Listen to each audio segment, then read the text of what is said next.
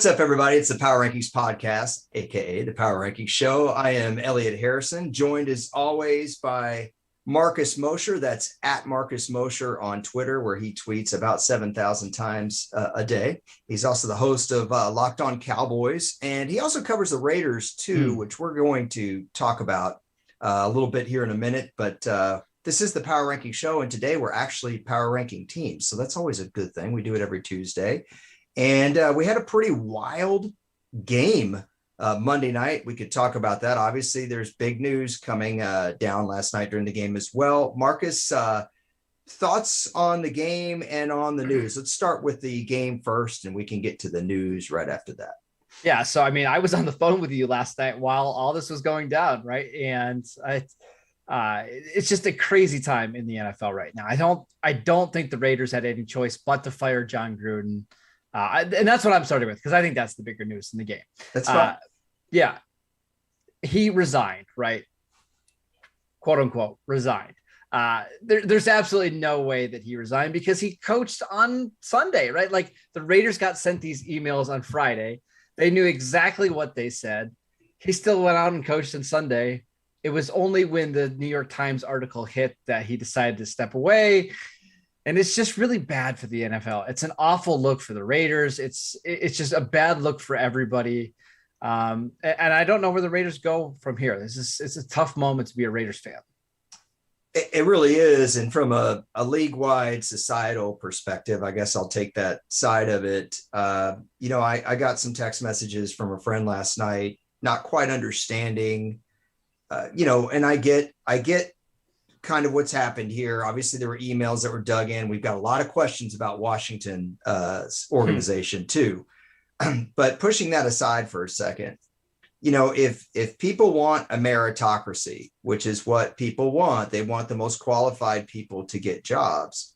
Well, then it's problematic when arguably the most qualified assistant coach in the NFL the last couple of years, arguably, has been the Chiefs offensive coordinator, Eric Bieniemy, and he hasn't gotten hired. And so where it becomes a problem is when you have emails of this nature going from, would it be fair to say Jon Gruden was a former head coach of much influence around the league? He was highly coveted. I mean, he signed a $100 million deal. He was the highest paid coach in the league.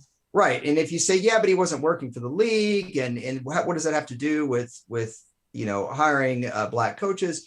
It's also who's on the other end of that email chain was a decision maker for, there's only 32 of these organizations. Sure. So, even one is too many, right? But this is not like normal industry.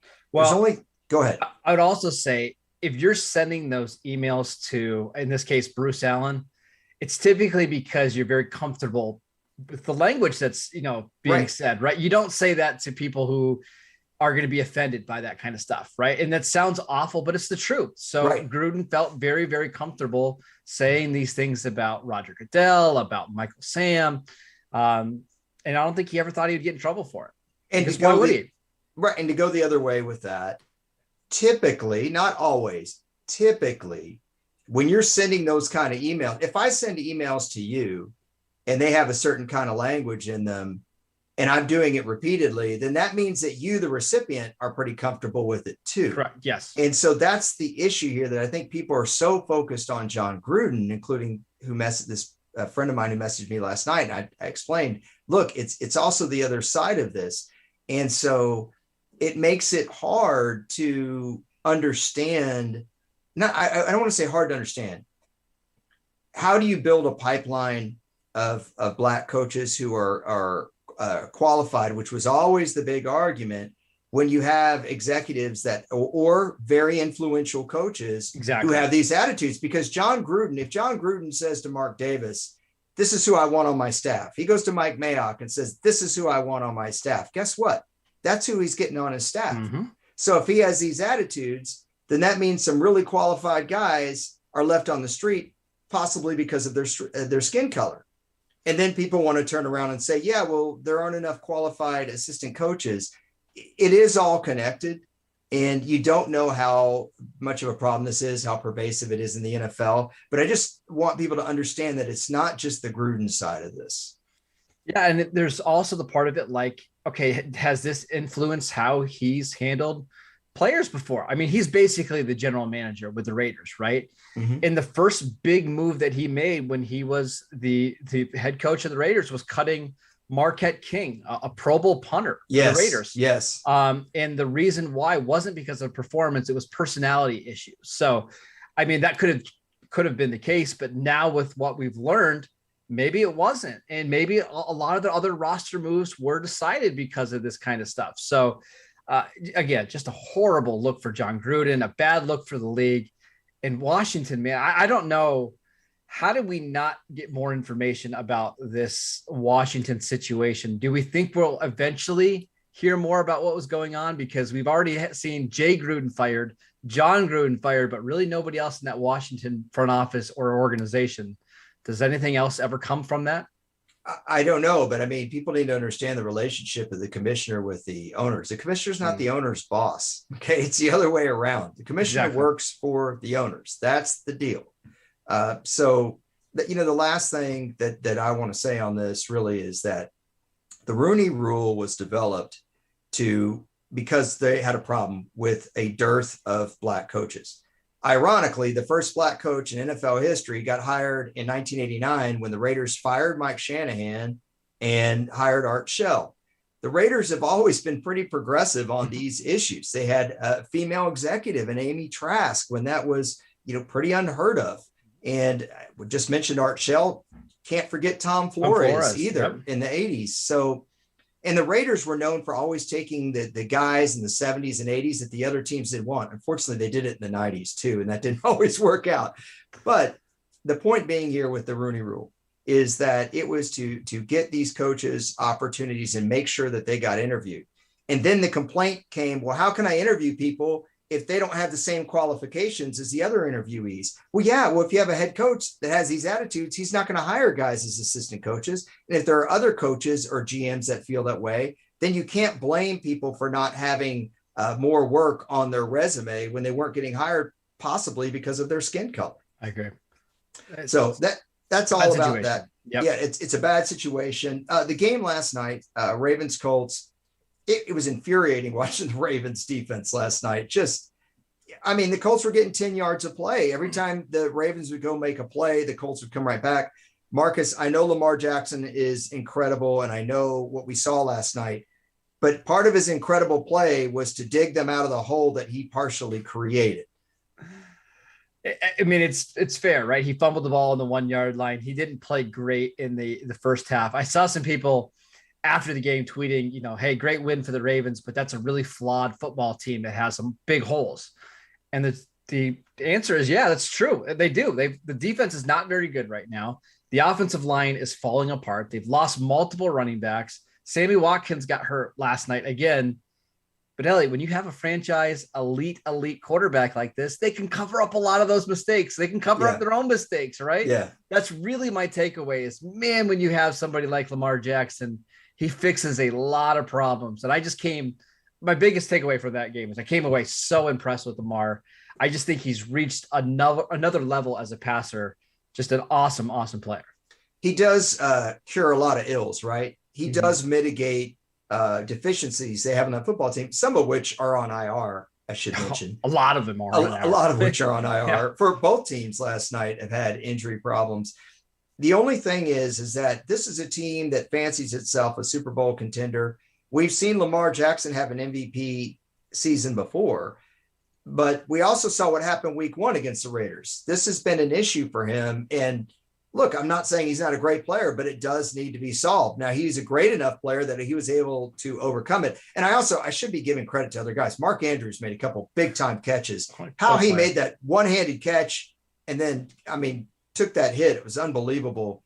They don't really have a running game outside of Lamar Jackson right now. Not enough anyway for the team that did they get 100 yards rushing last night?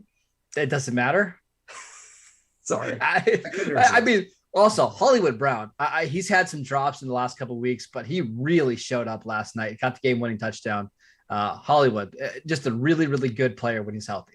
Yeah. So the Ravens get the win last night. We'll talk about where they are in the rankings. Let's start at the bottom. We're going to go one at a time. I've got 32. You see them right there. If you're watching on Brinks TV, YouTube, if you're listening, the Jags are 32. You could make the argument the Miami Dolphins are worse. Given everything that's going on, granted, two completely different situations, but I'm a little surprised Urban Meyer has made it this far. Marcus, you? I'm not surprised Urban's still there, but by the way, we get a great game in London this week. The Jags and Dolphins. What a fun game in London. Listen, I know it's rough being a Jacksonville fan, but Trevor Lawrence, 8.3 yards per attempt over the last 2 weeks. That's the most important part of the season. He's gotten better and better every week.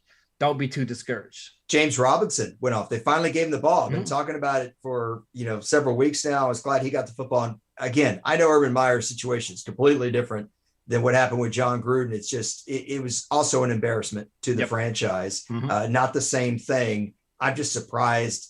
I'm surprised. Hey, hopefully he turns it around and this franchise can go on the up and up. And he is contrite about what went on with his situation. Okay. Miami Dolphins, I have at 31. They've just gotten worse and worse. Marcus, they looked awful against Buffalo. They looked awful against Tampa Bay. I got to give you a little bit of a hard time here because you told me that Brian Flores was going to keep this. He's a good coach, close. But something's wrong with that team. Also, one of the worst trades I think I've seen in a long time. They traded their 2022 first round pick to move up from 12 to 6 to go get Jalen Waddle. That pick right now would be number 2 overall in the draft. That's a little concerning. That pick goes to the Eagles. So unless the Dolphins start turning things around, this is going to look like a really, really bad move for Miami. Right. And both of these teams, we should say, Urban Meyer's had his own situation that's very unique that I said embarrassed the franchise. Right now, the Dolphins are the product on the field is embarrassing.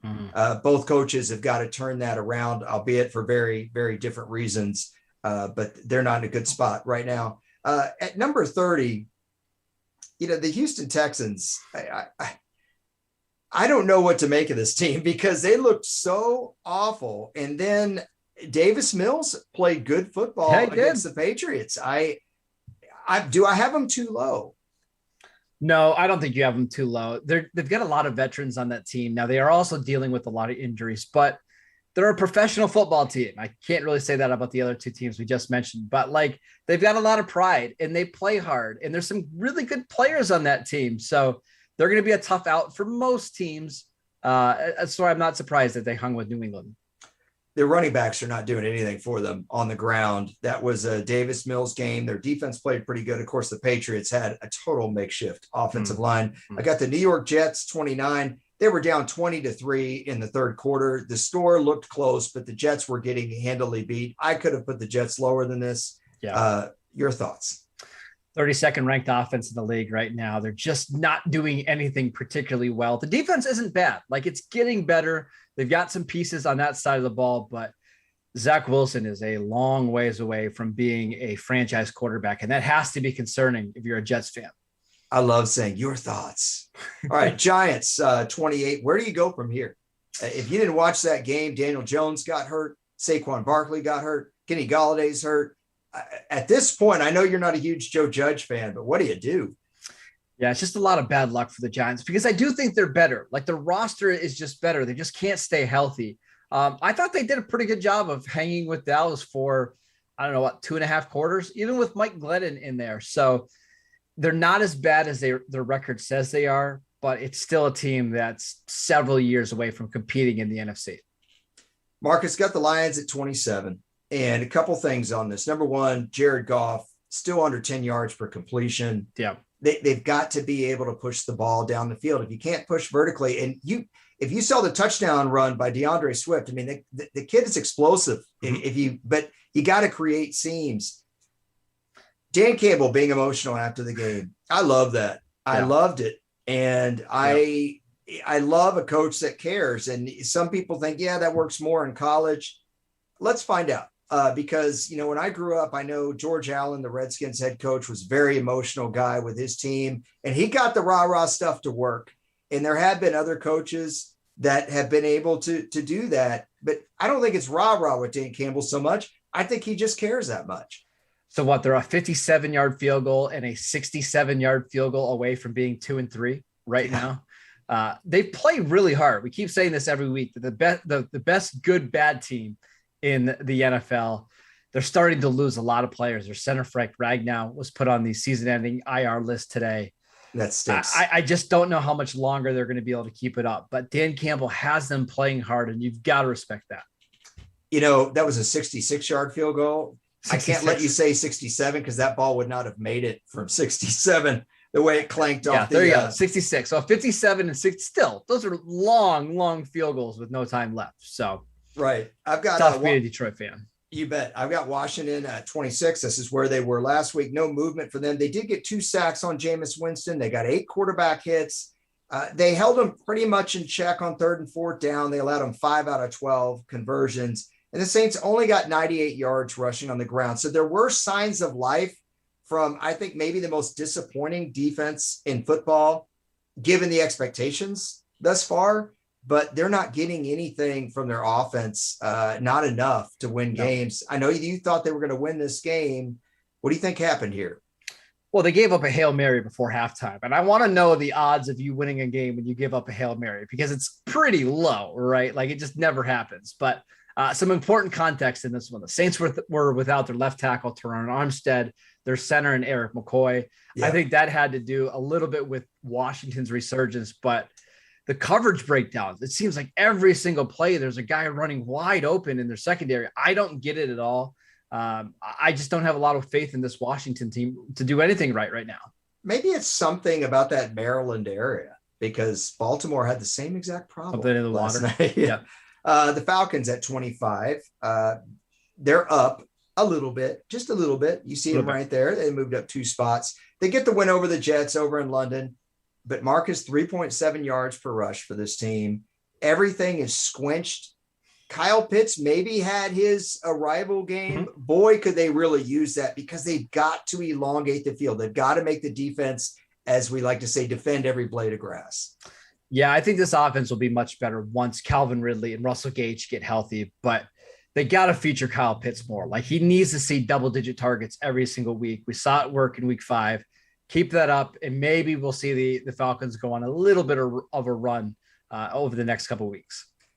I don't want to discount the receiver injuries, but this has been a problem for Atlanta. Yes, all season so far. Okay, let's take a look at the next batch of teams here. If you're watching on Brinks TV, if you're listening right now, we've got Denver at 24. I moved them down. I might have been a little too harsh on this team. No. I've got them down 5 spots, but they were getting handily beat by Pittsburgh. I give Teddy Bridgewater a lot of credit. He got them back down the field, and really the game ended up being somewhat close. I heard Vic Fangio talk after the game. He said, we're not having the early down success. And something that you and I have talked about a lot is that I think teams, fans, media really need to look more at what NFL teams are able to do on first down offensively. Mm-hmm. I thought that was the most lifeless performance that I saw over the weekend. Like, Denver just came out so flat in that game. They ran on every single first down.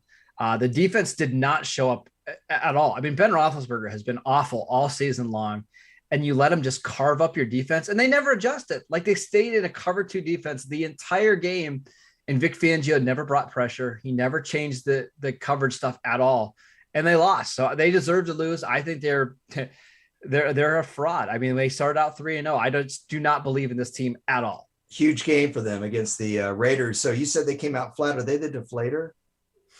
Too soon. Sorry. No, you're good. I like dated football jokes for 500. Okay. Titans 23.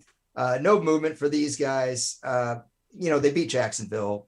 Hip hip hooray. They're still allowing way too many yards on defense. As we said with Jacksonville, Trevor Lawrence maybe had his best game, that in the Cincinnati game, and James Robinson did have his best game.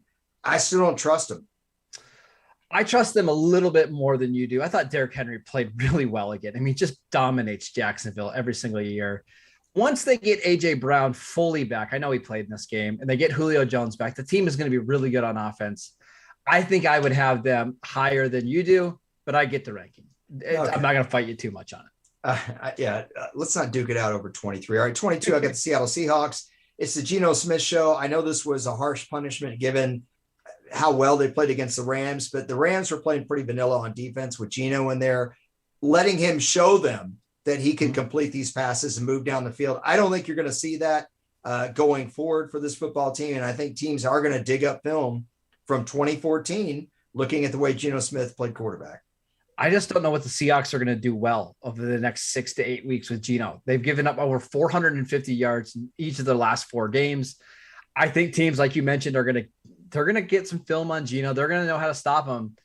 I think there's a really good chance this team craters over the next month and they don't win a game. I think it's going to be rough. What about Alex Collins? He's just kind of a dude right now, right? I love asking you about running backs like that. You're my favorite. He just looks so Go ahead and say up, it. Man. Just say it. Running backs don't matter. I don't care who's out there. They wouldn't have looked good in that game, and they're not going to look good next week against Pittsburgh. So there you go. That's a slogan coming near you on a coffee cup. All right. Pittsburgh Steelers at 21. Another team with no movement. What I liked from this game, Marcus, for the Steelers, first of all, I did think Ben Roethlisberger did pretty well. Got some balls down the field. Look out. Najee Harris, I mentioned in our pick segment that he last week, we do that every Thursday. Shameless plug. I'm always here for that. 3.4 yards per carry. This week, 5.3 versus the Broncos. The Broncos defense had been pretty good.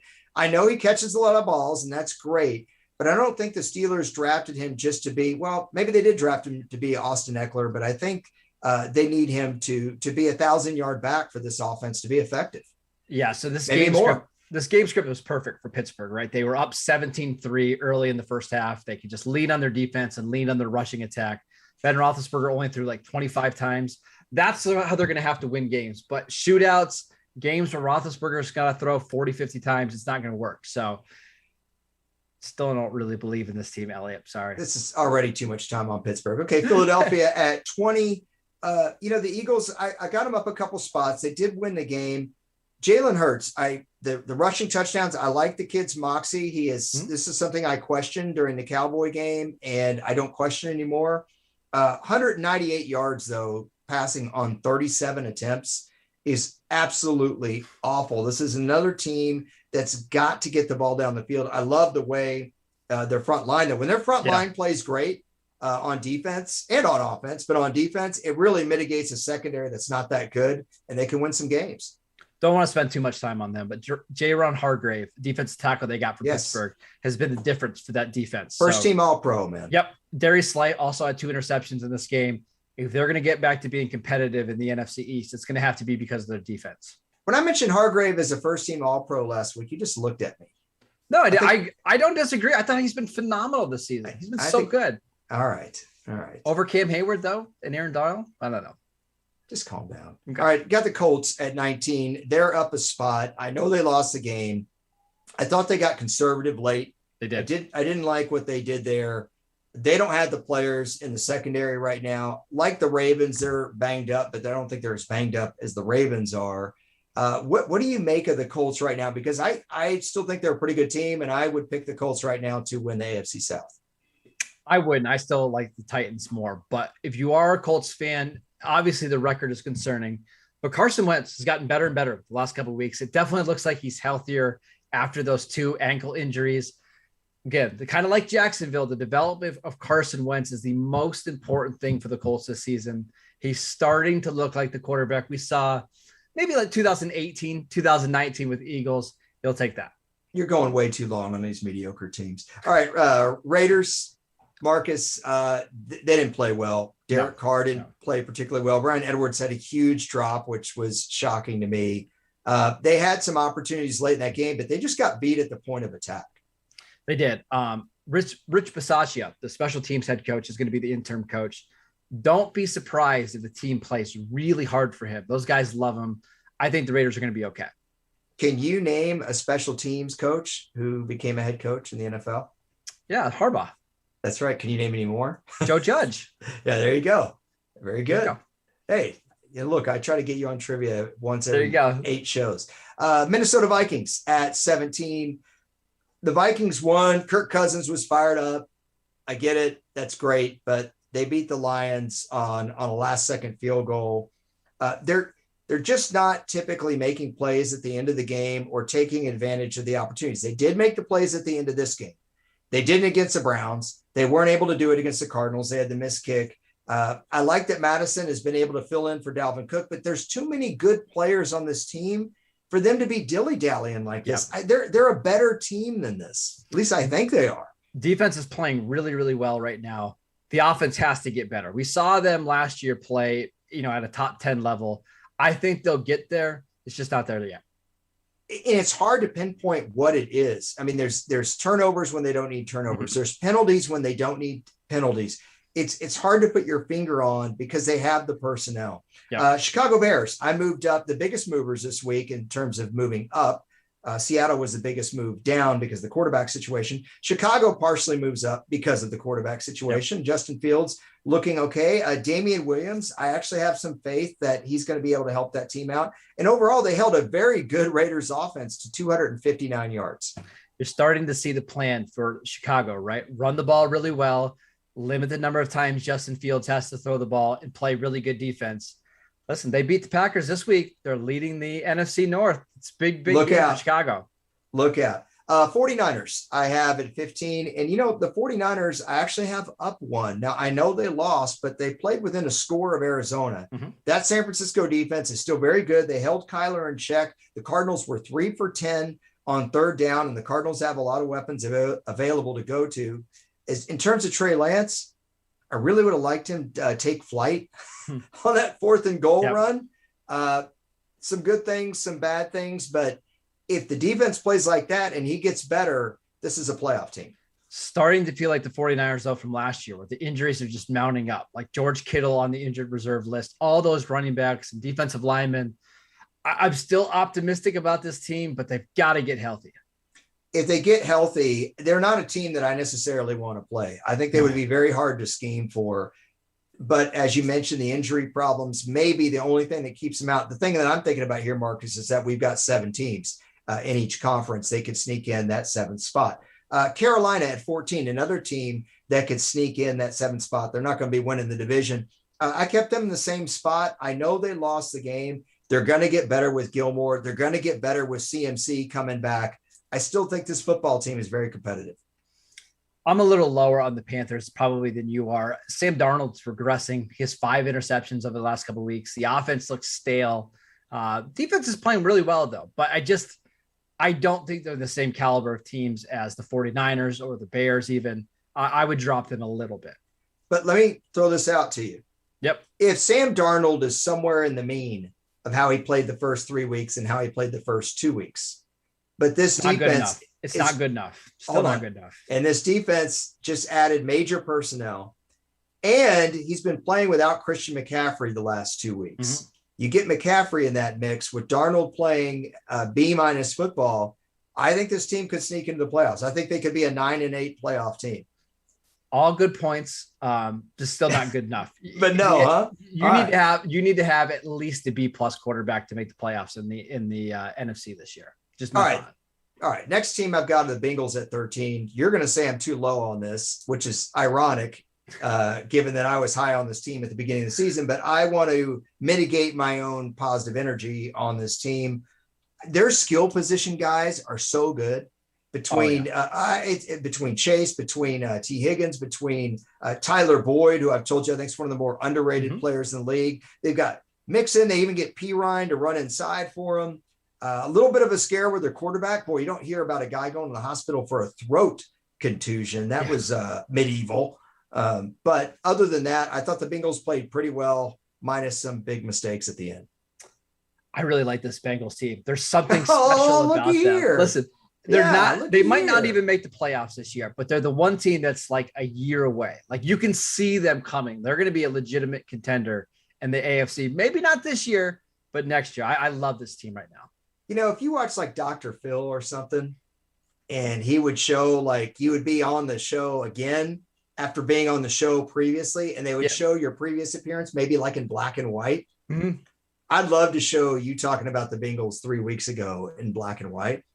And I could say, Marcus, your problem is the looking glass self. You got to get it together. Coming up after the break. Sorry, I'll stop. Joe Burrow, pretty good. That's all I'll say. I haven't done it in a while. I'm a little rusty. I'm better with Brett Favre. I really am. Much better with Brett Favre. Marcus, I got the Patriots at 12. And the psychology of that team is we gotta circle the wagons. Stop, all right, stop. Done. I'll stop. Yeah. So practice squad guys playing offensive line. You got 4 new starters on the offensive line. Yes, you barely beat the Houston Texans, but I think this was one of those rare games that both teams could come out feeling all right. So I kept New England where they are. They don't block well. They don't run well. They don't have any receivers, and they don't tackle particularly well. Oh, calm down. I listen. We just talked about the Patriots a couple of weeks ago. I like them. I really like them. I'm starting to get concerned. This is just not a very good team. I think 12 is high. I think the Bengals are a far better team. That is an argument of yours that I actually think has some merit for a change. Damian Harris better quit fumbling. I'll tell you that right now, because these are big fumbles. The game against Miami, they probably would have won that game, right, if he hadn't fumbled. But putting that aside, I think Mac Jones is not, how do I say this the right way? He's not good enough to win games for you, but I think he's good enough right now that you can have faith in that spot. The offensive line was really banged up. I agree with you on the running game. The defense, Marcus, sometimes defenses have a week or two where they have a tough spell. I think this defense is going to end up being a top 5 unit. And I wouldn't disagree. It's just they're not playing particularly well right now. They're not getting enough pressure outside of Matt Judon. The corners are a little shaky. We'll see. We can certainly reevaluate that next week on the Power Ranking Show after they take on the Cowboys. We'll have a better idea of that. And I don't want to imply that Damian Harris has a huge fumbling problem, but when your head coach is Bill Belichick, I remember Stephen Ridley in street call. Ironically, I think it was a game at Houston. Holding a football on the sideline because he had been fumbling. Okay, I've got the Saints at 11. It's hard to know what to do with this football team. They continue to be the most perplexing team in the league. I can't be alone feeling that way. Other than trouble with some Taylor Heineke scrambles, I thought the defense did a really great job. I don't know how you feel about the Saints, but it's hard for me because I don't know what Jameis Winston is right now. And they're not leaning on Kamara as much as I thought they would. It's the most Jekyll and Hyde team in the NFL right now. By the way, good book if you haven't read it before. I don't know what to think of it. Because Jekyll and Hyde, good book? It is. Okay. Last of the Mohicans is pretty good too while we're just going on. All right, cool. Yeah. They're fine. It's a team that's probably going to be annoying all year to rank because they're going to go from 9 to 22, depending on how they play. I have no faith in them at all. Coming up tomorrow on the Power Rankings podcast, we're going to rank the top books of over 50 years old. I'm going to lead off with Old Man in the Sea. I think they're a top 10. Yeah. The Great Gatsby. That's not a bad one. Oh, I hated that. We had to read that in school. I just watched the movie. It was not bad. I didn't watch the movie. I did. Yeah. Not a favorite of mine. Okay. Not a favorite of mine. Catcher in the Rye? Catcher in the Rye was outstanding. Okay. Let's talk about the top 10. Kansas City Chiefs at number 10. I'm showing a lot of faith in them. Clearly, it was all Bob Sutton's fault. That's a dated defensive coordinator joke. The Chiefs on defense right now are terrible. Their opposer passing rating is 109.6. That's way too high, regardless of what you think of passer rating as a metric. I deliberately popped my P there. Enjoy that. There you go. I felt like the Bills could do what they wanted in that game. I recognize that Chris Jones was out. This defense was bad with Chris Jones. Exactly. And also, it doesn't help that Patrick Mahomes is turning the ball over at a much higher rate than what we've seen over the last couple of seasons. So if he's off just a little bit, this team has no chance to win games. He needs to be the best quarterback in the league by like a whole other level for them to be a playoff team. And he's just not there yet. And the defense is so bad. But this is usually what happens with the Chiefs. They start off really bad on defense and they get better as the year goes on. Tell everybody to relax. I think they're going to be okay.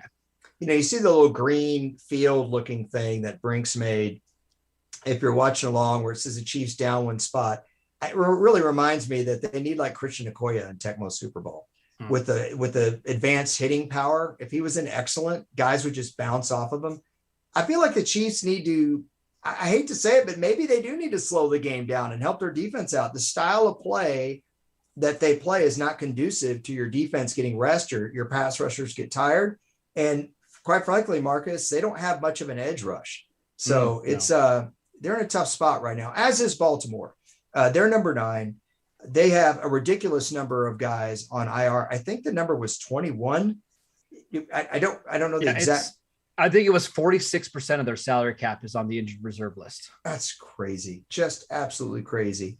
The defense looked terrible last night. We talked about last night's game at the top of the show. I would say for Baltimore going forward, they've got to get the running game going outside of just Lamar Jackson, because this is a team that can't rely on this kind of superhuman effort every single week. No, they can't, but it's a culture win. And we talk about this all the time. Like, they're just really good at finding ways to win games.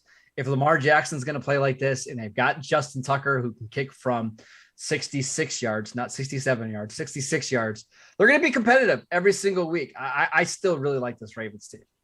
Speaking of culture, the Browns have got to find a way to put away teams. Yes. Yes. And you could say, well, they beat the Vikings. Yes, but they didn't put that game away the way they could. They got away from the run game, and the Browns have been running the ball so well. So I got some numbers here for you. The Browns are averaging about 188 rushing yards per game at 5.4 yards per carry.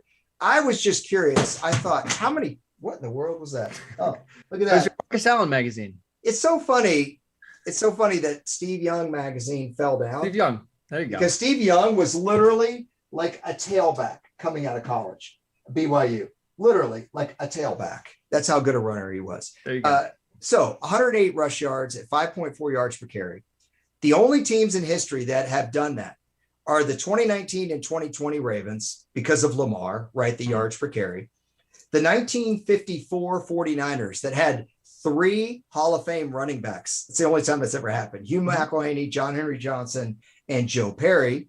And the 1963 Browns, who had maybe the greatest football player that ever lived outside of Tom Brady, Jim Brown. That was his best year. That's pretty exclusive company. So where I'm going with this, and no, I'm not letting you talk, is they are built to beat teams in the postseason, okay? Buffalo, New England, Baltimore. If they have to play any of those places, if they have to play in Kansas City, or if they have to play in Cleveland, where it's cold, outdoor stadium, it may not be working now, but Marcus, I think this team can beat anybody in the playoffs. I think they can. I just have some big concerns about their defense. Like, their linebackers, for whatever reason, can't cover. Their cornerbacks are still a little bit of an issue. And then there's the Baker Mayfield thing. Like, he had 2 possessions at the end of that game to win it. Like, the one possession was to basically keep the ball away from the Chargers, and the one was to go down and give yourself a chance to win the game. And I didn't do either. Like, they never crossed the 50-yard line on either drive. And that's a concern, because when you watch that game against the Chargers, the difference in quarterback play was outstanding, right? Like, I know Baker Mayfield threw for 300 yards, but there's a 2-tier difference between Herbert and Baker. I just wonder if that's going to show itself again when we get to the playoffs. I guess that's because these teams might meet in the playoffs. Okay. I hope so. That'd be a great game. That'd be so much fun. I've got the Dallas Cowboys at number 7. Again, a team with great rushing performances, 198, 160, 245, 201. Not great on the snaps, but Biadish at center, I think, has actually done okay. McGovern's having a great year for the Cowboys. At guard, what do you think of the Cowboys? Yeah, I mean, they've got something going with this 6 offensive lineman look where they put Connor McGovern, as a tight end or as a fullback, but we talked about this last week. When you're playing a bad team, especially at home, you need to blow them out. And that's exactly what the Cowboys did. It's not a quality win when you look back at the schedule, but they did exactly what they were supposed to do, much like what the Bills did against the Dolphins and the Texans. So you have to give them credit.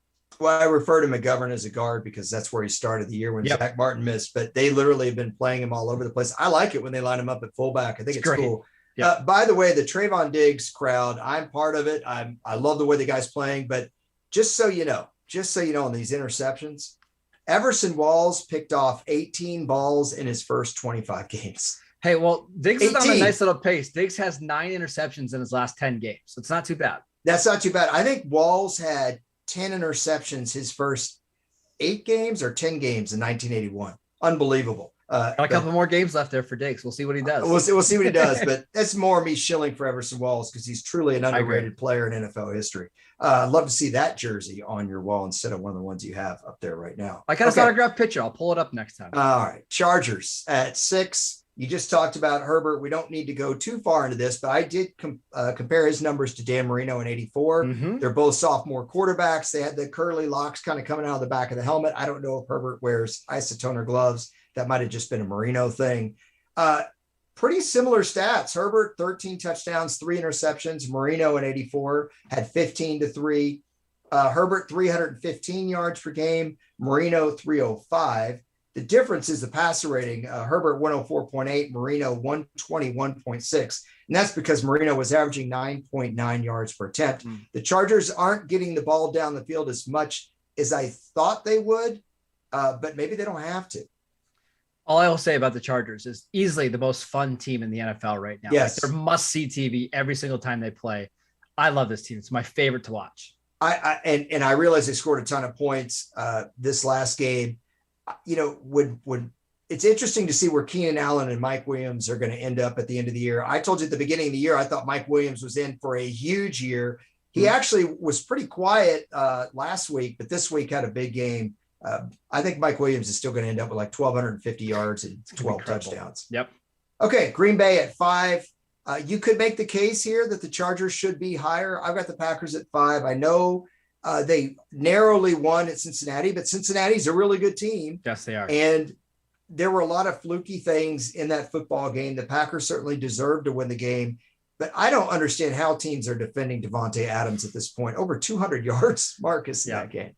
And then Randall Cobb made the play of the game on 3rd and 16 to get them in field goal range. So I like this Packers team. I think they're going to be in the Super Bowl. I think they're just got this. There's something different about this Green Bay team. I really, really like them. They need to start running Aaron Jones a little bit more. Or A.J. Dillon. Both those guys can really play. Give both Aaron of them Jones 30 combined touches, right? Aaron Jones has 70 carries, 14 carries a game. That's not enough. Okay, Tampa Bay at 4. No Levante David. He got banged up. They're going to be playing at the Eagles, which is really interesting to me. They're going to be playing at the Saints pretty soon and at Washington football team. What I think is interesting about those 3 teams is their front can get after the quarterback. How will Tom Brady be? Will he get banged up at all anymore? He's got a banged up thumb. They're really going to have to protect. But those 2 tackles for the Bucs have been playing great. Yeah, I don't really have too much to add about Tampa Bay. They're fine. They've got some holes on defense, but I think by the time we get to December and January, they're going to be just fine. And by tackles, I meant offensive tackles, not defensive tackles. Okay, Los Angeles Rams at 3. We're a little bit away from that game now. That was a Thursday night game. If you missed our pod on Friday, go check it out on Spotify or iTunes, wherever you get your podcast. We did a deep dive on Rams Seahawks. By the way, I said that Cooper Kupp's the best receiver in the NFL. I think it actually is Devontae Adams. I may rescind that. I'm really impressed with Henderson. The Rams aren't making penalties to really hurt themselves. They're playing pretty clean football for the most part. And you think Matt Stafford's the MVP of the league? I do. I think he's been the best quarterback so far that we've seen. I don't even think we're close to seeing this offense being unlocked yet with Matt Stafford and Sean McVay. I think there's more to come. Just a really, really good team right now. The Cardinals at number 2, they are 5-0. They won a game where they had to tough it out, 17-10, a physical game. I like the fact, Marcus, that the Cardinals are winning in just about every way imaginable. I think the Cardinals are the best team in the league right now. I would have them number 1 in my power rankings. They're winning games on defense. Kyler's playing unbelievable. And the fact that their last 2 wins are against 2 really good NFC West opponents, it's got to count for something. I think I would have them at number 1. You know, Courtney at Brinks is in Arizona, and she could care less about the Cardinals. That's my comment. Shout out to Courtney. This is the best Cardinals team since the mid-'70s in terms of start. Those were the Don Coryell, Air Coryell Cardinals. Pretty innovative team, that team. They used a numbering system that a lot of teams adopted for their passing game. The early 90s Cowboys used the mid-'70s Cardinals offense to win 3 Super Bowls, but now it's the same offense that Marcus throws fits over with Jason Garrett. So enjoy that. But the mid-'70s Cardinals, really explosive team, but they couldn't get it done in the playoffs. We'll see what this Cardinals team can do. Number 1, I have the Buffalo Bills. They beat Kansas City at their place, Marcus, and they handled them. And my complaint about the Bills to you up to this point was that, Josh Allen's been a little bit better than mediocre, but he has not been outstanding. Josh Allen played some ball. And so did Rousseau the other night. He had a sack, an interception, a pass defense, a tackle for a loss. I like what Ed Oliver's doing in the middle of that defense. You got Micah Hyde, man. Micah Hyde is always around the ball. How about I just name every player on the Bills roster? We could have a show about that. Yeah, Buffalo is just probably the best overall, most well-balanced team in the league right now. Zach Moss running really, really well for them. So when they have the 4 receivers and they can run Zach Moss downhill, that certainly gives them an added dimension. And then one more guy, Dawson Knox. Like, this team has missed a dynamic tight end for a long time. I'm not sure Dawson Knox is there yet, but he's a heck of an athlete. He had a huge game in week 5. If he can be a consistent weapon, this team is going to be really hard to stop. Yeah, I agree. I mean, right now, whether you had the Bills won or the Cardinals won, those are the 2 best teams in the league. Like I said, just looking here at the top 8, you could probably make an argument for the Chargers over Green Bay. I like Dallas at 7. I like the Rams at 3 and Tampa at 4. Cleveland at 8, maybe debatable, but once you start getting to like that area of the power rankings, it's hard to trust some of the teams. It's hard to trust the Ravens right now. It's hard to trust the Saints. I think we have a pretty clear-cut top 7 right now, and they're all the teams that you mentioned. And, you can even condense it down to maybe 6. I'm not quite sure Dallas is there yet, even though they beat the Chargers. We'll see from them, but the top 6 teams are all really, really good right now. You bet. Well, you know what? A lot of these teams are going to have games on Thursday. We are going to be picking those games. We usually do it around 12 o'clock Pacific. You can catch the video on Brinks TV, YouTube. You can also catch the audio portion wherever you get your podcast, Spotify, iTunes, and the like. Or you can just go to Marcus's LinkedIn page. I heard it's just bumping over there. So busy. Yep. It's busy, super busy. He's Marcus Mosher. You can catch him on Locked On Cowboys, also at Marcus Mosher. I'm on at Harrison NFL. We are the Power Rankings Show, and we will see you on Thursday.